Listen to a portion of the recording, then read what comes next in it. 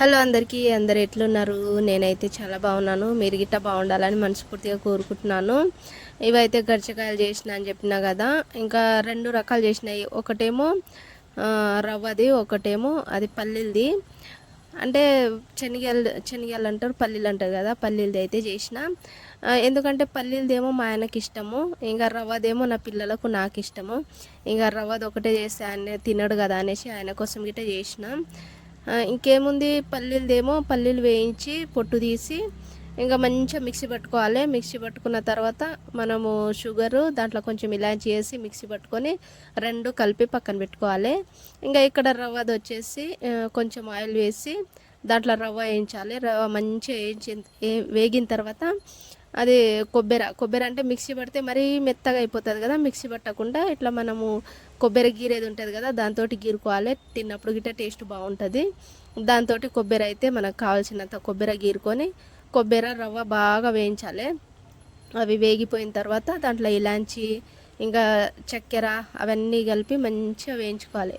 వేయించుకొని పక్కన పెట్టుకొని ఇంకా మనం చేసుకోవడమే. ఎందుకంటే ఇక ఇవి రవ్వలది అయితే మా కోసము, ఈ పల్లీలది అయితే మా ఆయన కోసము. ఇంకా నేనేం చేసిన అంటే పల్లీలదేమో చేసిన, కొన్ని గడిజలు చేసిన తర్వాత అదేమో మళ్ళీ ఉండిపోయింది. కొంచెం ఆ పల్లీ మిక్చర్ ఉండిపోతే దానికి ఏం చేయాలబ్బా అనేసి దానికి కొంచెం వాటర్ వేసి మెత్తగా ఉడకబెట్టి దాంతోటేమో భక్షలు గిట్ట మా ఆయనకు చాలా ఇష్టము. ఎందుకంటే మాకు పోలేలోనేమో మాకు ఇది పప్పుది ఇష్టము, మా ఆయనకేమో పోలేలు కానీ గర్జలు కానీ అది పల్లీలది ఇష్టము. అట్లా అనేసి ఇంకా ఆయన తింటాడు అన్నట్లు ఇంకొంచెం మిక్చర్ ఉండిపోయింది. ఏదైనా ఇట్లే మన కూరల గిట్ట వేయలేము కదా, ఎందుకంటే దాంట్లో షుగర్ ఉంటుంది కాబట్టి.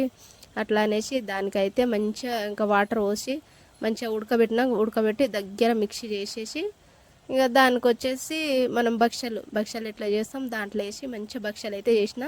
కాకపోతే దాని క్లిప్ అయితే తీయలేను నేను, అప్పటికే లేట్ అయిపోయింది, మస్తు నైట్ అయిపోయింది, ఒక్కదాన్నే చేస్తున్నా.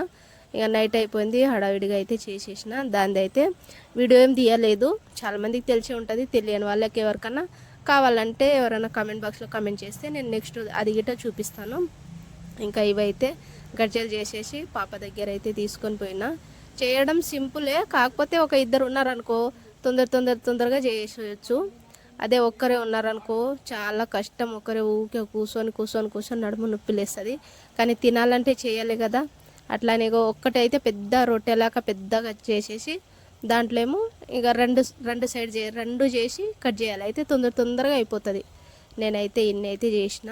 ఇక చాలామందికి తెలిసే ఉంటుంది, తెలియని వాళ్ళైతే చూసి నేర్చుకోండి.